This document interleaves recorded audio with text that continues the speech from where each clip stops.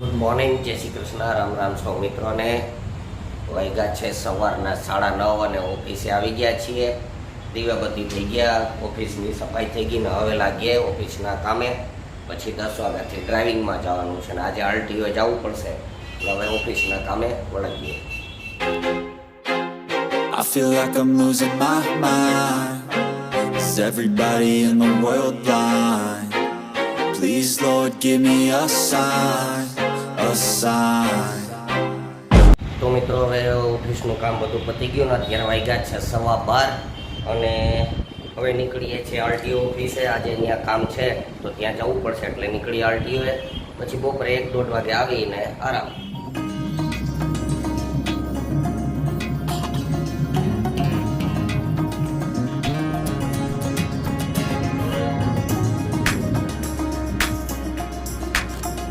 મિત્રો અત્યારે હું આરટીઓ ઓફિસે છું. આ પાછળ જુઓ છો વાહનો પડ્યા જ છે બધાય. અને અત્યારે સરસ મજાના વડલાની છાયામાં છું. આખો આ બગીચો જેવું છે. અહીંયા અમારે વૃક્ષો ઝાઝા વાવેલા છે બધાય. ટાઈમ મળે એટલે નવરા થાય એટલે વૃક્ષો આવે જો છાંયો ને સરસ મજાનો. એટલે શું છે ઉનાળામાં અત્યારે બેસવાની મજા આવે. આ ગાડીઓના થપ્પા આમ પડેલા છે. આગળ એ ઝાડવા વાવેલા છે બધે. ટૂંકમાં ચારેકોર ગ્રીનરી ફૂલ છે. હવે રખડી લીધું છે, કામ પતી ગયું તો ઓફિસે પાછા હવે ઘરે નીકળીએ. મારું પાર્કિંગનું મેદાન છે આરટીઓ ઓફિસે. અહીંયા જેટલી ગાડીઓ પાસિંગમાં આવે એ અહીં પાસિંગ કરાવવાની. સાહેબ જોવા આવે એટલે જો આ ટ્રક ને અત્યારે પડ્યા છે પાસિંગમાં. આ બધા જ વાહનો પાસિંગમાં હોય. આ બધી જ ગાડીઓ પાસિંગ થઈ જાય એટલે છૂટી. તો હવે નીકળીએ છીએ સીધા ઘરે. આરટીઓથી તો આપણું કામ પતી ગયું છે તો હવે સીધા ઘરે જઈ જમી કારવી અને આરામથી સૂઈ જઈએ. 4 વાગ્યાથી પાછું ડ્રાઇવિંગ છે તો અત્યારે નીકળીએ છીએ સીધા હવે ઘરે. તો મિત્રો અત્યારે હવે વાગ્યા છે ફીટ 8 અને ઓફિસનું કામ પતી ગયું છે. આજે ગળું બહુ દુખે છે એટલે દવા લેવા જવું પડશે એટલે વહેલા નીકળીએ હવે સીધા ઘરે.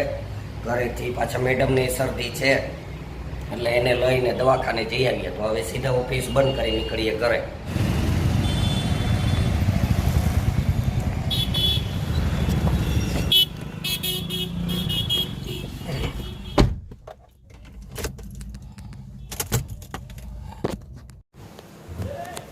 જો મેડમે આજે ઇડલી સાંભર બનાવ્યા. વ્રજભાઈ માટે તૈયાર આજે ઘરે બનાવી ઇડલી. કેમ મેડમ? મસ્ત મસ્ત બે ખાવાનું મન થઈ જાય. પેંડા જેવી હો, પેંડા જેવી બરફી હે બરફી જેવી. બરફી જેવી. મને તો ભાવે નહીં, મેડમને અને વ્રજને ભાવે. ખાવ તો બીજું હું.